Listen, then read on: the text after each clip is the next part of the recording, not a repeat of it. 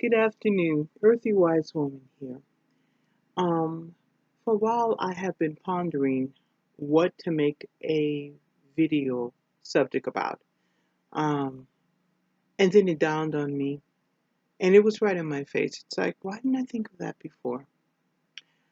Today, I would like to talk about cleansing spaces, cleansing your home, and why we need to do this and why we should do it often. All right. Now, Earthy Wise Woman tends to sometimes go a little off topic, and then I'll gear myself back. And this is going to be no different, I promise you. First of all, why we need to cleanse spaces. I want you to think of it like this. Just because you go into a new home or a new office area or cubicle or something like that, and you're like, well, let's just do the cubicle. He's gone, he's been fired. And, he's taking all his stuff, pictures of his kids, plants, and all that. So, hey, this is my work area now. Let's do this. Okay, I want you to think of it like this. Everybody has an energy signature. Not just humans who are walking around breathing and kicking, also entities. They have an energy. Sometimes it's really good and it's great, and sometimes it's not so good and it's not great. And even sometimes it's even momentarily not good. And I'll explain that one a little later. But let's go back to the cubicle you moved into. All right, let's say that this guy had a hostile work environment with his coworkers and his boss. He was not as productive as he should have been and didn't get his work done. He was coming to work late. These are very negative energies, and they grow and they build. And this is in a concentrated cubicle. And the thing about it is, it leaks out into other areas. So all of a sudden, it affects everybody in the workspace. Other people are not happy. They don't even really know why, but they just know that for some reason, they're not really happy. And then this guy, he gets fired or he leaves or whatever. And suddenly, the work area feels a little better. People are talking to each other in a more cordial manner. They're getting their work done a little bit faster, a little smoother, less mistakes are being done in the office. And you come in and you take over this particular person who was causing a lot of the problems workspace. Well, his energy's still there. It's no different than you walking through a mud puddle thinking your shoes won't get dirty. Your shoes will get dirty because you're walking through mud. Your energy will get tarnished because you are going into a space with a person who had negative energy. It's like dust bunnies. It will attach itself to you. Okay? And then you're going to find yourself saying things like, I had a really bad day. And somebody's like, why? I don't know. And I know you've said this before. I had a really bad day at work. And someone will probably ask, well, why did you have that bad day? And your response is, you're like, I really don't know. I just did. Well, you just did because there might be some negative energy in your area. The best thing you can do is cleanse your area and cleanse it often, not just once. Make it a habit. No difference than cleaning your desk. My suggestion to people who are concerned about keeping their work area clean. Let's say you work in an environment very corporate, highbrow, where burning candles or burning sage is frowned upon. Like, yeah, you're burning sage. Yeah, one of them types. Okay. And you're asking yourself, well, how can I cleanse my work area if I can't burn sage? If I can't burn candles, what can I do? Well, I find it fascinating that people never think about the fact that they can still spray Florida water all through it and pray. You don't have to say it out loud. You can just say it under your breath, or you can just say it within your spirit. Just say, you know, the negative energy that was in this area, I dissipated. It will go. There will be nothing but harmony, productivity, creative ideas, comfortable work environment. This workspace is my workspace, and my workspace is positive and cleansed. And spray the Florida water everywhere, especially the chair, because you're going to be sitting in the chair that somebody who wasn't so good was sitting in. Also, another thing you can do is just wipe it down. Take the Florida water, or you can even take essential oils, and just wipe it with you don't have to tell a person what you're wiping with, but you can wipe it with a pure white paper towel, pure white cloth, and just basically say, I take away the negative energy. Now, don't rub it in a circle. Literally wipe it away and visualize wiping away dirt. Visualize the dirt literally being wiped away from the desk, or the dirt being wiped away from the computer screen, or wiped away from the keyboard or the chair.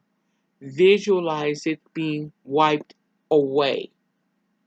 Now, in a perfect world, I don't know how this is, but I would also suggest that if you have any pens or supplies that this person was using at the desk, if you could possibly turn them in for new supplies, I would strongly suggest you do. And if you cannot turn them in for new supplies, wipe off the cleaning supplies that this person was using. Because remember, you're touching his cooties. Yes, I said it. You're touching his cooties. And you don't want to do that. So cleanse it. Okay? Cleanse it. Wipe it away and visualize whatever gunk this guy did being wiped away and and you know given back to the universe to cleanse and make right.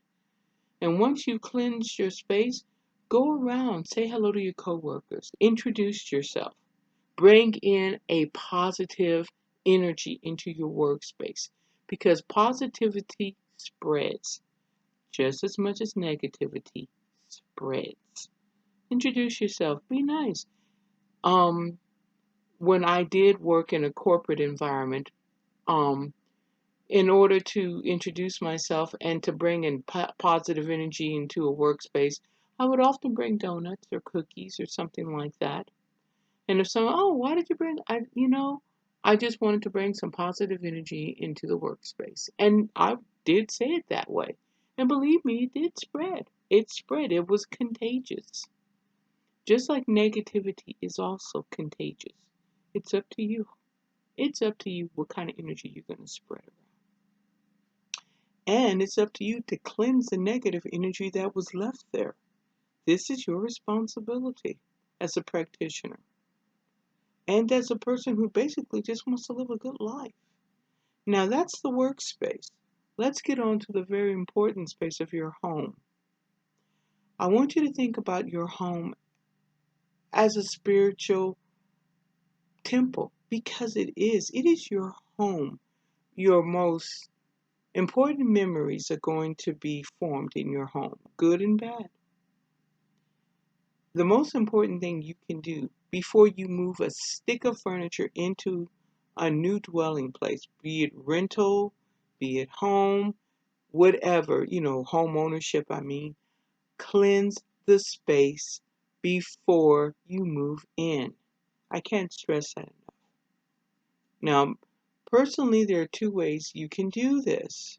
You can do this with Palo Santo, which is a wood herb. You can burn it. The Native Americans do it. Very good. I do it. Or you can use sage, or you can use both. And this is how you would start doing that. You would start from the back of the home all the way to the door that you would come in and out of. You don't start from the front to the back. You start from the back to the front. My grandmother, she would also use white vinegar a little sugar, and some holy water, and she would literally scrub the floors from back to front. And she would speak into existence what she wanted in her home. She would say, I want nothing but harmony and prosperity in my home. And she would sing, she would dance, but she would scrub the house from back to front in order to get rid of any negative energy and to bring in nothing but good and positive energy. And for those of you who don't know it, the term spring cleaning was devised by a practitioner who realized the importance of cleansing our space. That's why spring cleaning was first, it wasn't just, well, let's clean the house. It was also to cleanse the house of any negative energies and to bring in positive, prosperous, and harmonious energies into your home. So, as I said, to cleanse your home, start from the back to the front. You can get a shell. You can use something natural. Well, not, no, you're probably saying, well, what do you mean by a shell? I'm going to pause this video. I'm going to bring you what I use to cleanse, and then we'll go on with this video. So I'm going to pause this. Okay, I'm back. Hey there. Now, I was saying the shell. Now, this is my shell that I use to cleanse my spaces with. You can see it's a seashell. See, it's a seashell. Now, you don't have to just use a seashell. You can use something that is made out of stone or something that is made out of very hard wood.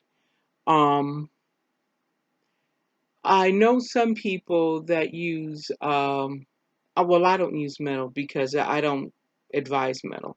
I usually stick with the stone, petrified wood, or a seashell. So, this is the first thing that we would do. You have your seashell, and you're going to fill it with either sand or salt. You can also fill it with dirt, something of the earth. Now, the reason I use salt is because, first of all, I don't live near the ocean. So I'm not going to get sand. And I know a lot of people say, well, you can buy sand. Yeah, you can. But it's usually not pure sand, it's silicone. And that's not what I want to use to cleanse my home. So this is what we do. We pour a little bit of this sand into whatever container we're using. See? I think you can see that. Okay. Now, the reason we put the sand in there, the sand is an insulator, or the salt, or the dirt, insulates the heat so that whatever we're using doesn't get burned. Okay. And I like to think if it's an added perk to the cleansing process. Okay. But that's what I feel. Now, then we take a charcoal briquette. You see that? Okay, I'm going to hold it with this, and there's a reason. Now, you can find these pretty much at any metaphysical store, but I've found them um, other places, but you don't have to necessarily use this type. You can also use a barbecue charcoal, or you can just use incense. I don't, because I like to burn raw materials. I'm not going to use incense for that. You can, it does work. It's just not me. But this is a charcoal briquette. You can get this at any, you can even order it. But you can get this at any, what would be a good place to get it? Any, I don't like to use the word, any New Age store. It sells it. And then I have my lighter. Now, yes, I know. Why don't you use matches? I used to use matches. It's just that I always didn't get it to perk right away. So I was going through match after match after match and I'd burn my fingers. So this is what you do. Start this. You put the briquette, start that. See my point? And you just leave the fire under it until it sparks. See that spark? See? Now, if you were here, you would smell it. But it's sparking and it's smoking. You see that? I'm just going to light it a little more. I think I'm going to light it a little more. These things are not always easy. There we go. So let's try this a little bit more. Now you notice I'm holding it with something, and that's so that I don't burn my fingers. You see that sparking? Okay, then you take this and you put it on top of the salt, like that. Now the salt will not extinguish it. The only thing it's there to do is to insulate it. So I'm going to try to show you. See? It's insulating it. So you see smoke. That is not you burning your, that's not cleansing. That's just burning the incense. Now, I'm going to let that spark for a little while until the whole charcoal is completely sparked and lit up. And after that, then I'm going to add, in this case, I'm going to add some sage. Okay? I label everything. So, I love the smell of sage. Now, we use sage to cleanse, okay? We can use other things to cleanse as well. We can also, some people don't realize in old school methods, they used rosemary. You can use Palo Santo. You can even use copal, okay? Copal, and some people who don't know what that is, it's wood sap, okay? But the reason I use sage is because it's one of the oldest methods and it's how I was taught. I have used other methods though. In fact, I've ground up sage, I've added it with Palo Santo, and I've made my own version. But I have that on my altar right now, and I would have showed you that, but I wanted to keep it very basic for this video. So I'm currently putting my hand over the charcoal to see if it's getting ready, and it kind of is. You're going to see, I'm just going to take a few of the leaves off the sage, and I'm just going to lightly put it on top of the charcoal briquette. Okay? And see the smoke coming up? Okay. You can't smell it, but it smells woodsy and it smells very nice. So, what you do when you do something like that, I'm going to put the lid back on the sage. There you go. Is you are going to carry this, notice how I hold it, around the house.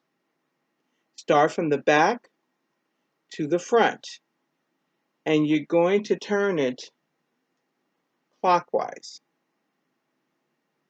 And you're going to say something like, I call upon the sacred power to cleanse my house of all negative energy.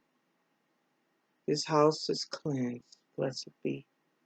And go through every room, cleansing the space everywhere. And I strongly suggest, of course, not suggest, but it's a very strong recommendation that you do it without furniture. This is the first thing you do before you move in furniture or dishes or clothing into a new space. You cleanse the space. Okay, so you see what I'm doing and you see that it's smoking. Once you have cleansed the whole house from back to front, you take this, and if it's still burning, hopefully it is, and you put it in the center of your home. Now, the center of your home could be your dining room, if that's where the gathering space is. It could be your living room, because that generally is the middle of the house. Your dining room, your living room is the center of your house. In some cases, it could be the family room. In other cases, it could be the family room is the den. But you will leave it in the heart of the house and let it burn.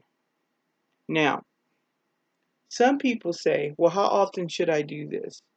I strongly recommend that people cleanse their house at least once a month.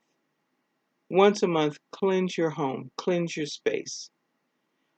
And also cleanse your home if there's a bad incident that happens. If there was an argument or somebody robbed your house, which shouldn't happen because you're cleansing it, but let's say there was an incident outside your home, but it still is affecting the inside of your home, you cleanse. You cleanse no matter what. You cleanse. If in doubt, you cleanse.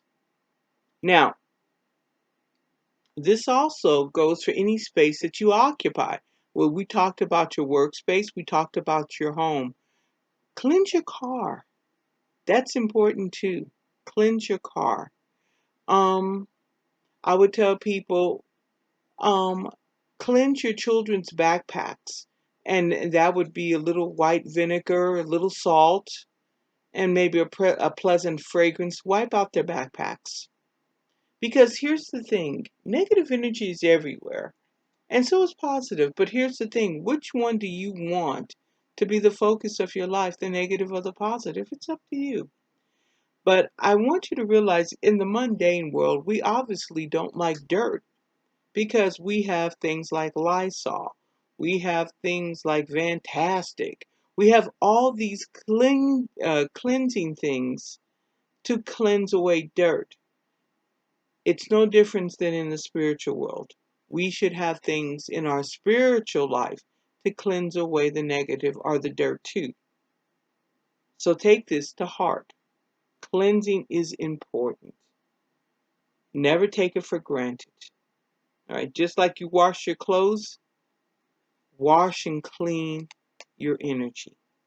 And sometimes you need to cleanse yourself. So as you can see, this doesn't just go out.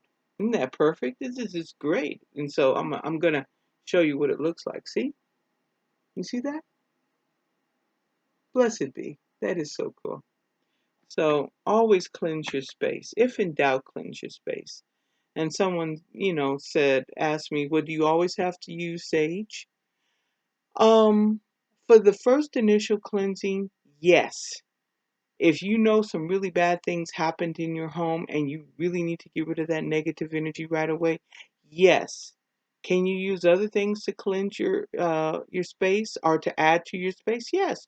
You can add rose petals to add more love into your space so that there's more loving energy into your space.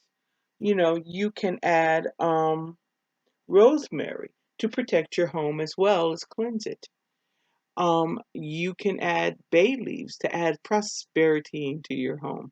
You can crush them all together and make a general purpose um, herb incense for your entire house. Just a nice general purpose one. I have one. I keep it on my mantelpiece, and I will burn incense, and I would, when I do this, just for general purposes, I will do it in the center of my home, which is my living room, on my mantelpiece, which is, fireplace.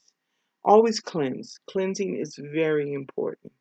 If you can do a ritual daily of cleansing yourself and, bringing the essence into you, that's perfect. That's great. Remember, the best way to start off is to cleanse because the only energy that should be in anyone's home or their workspace is their own. On that note, I'm going to end this video. I'm going to cleanse the rest of my area and I am just going to celebrate deity in all its greatness. Blessed be. You guys also have a great day.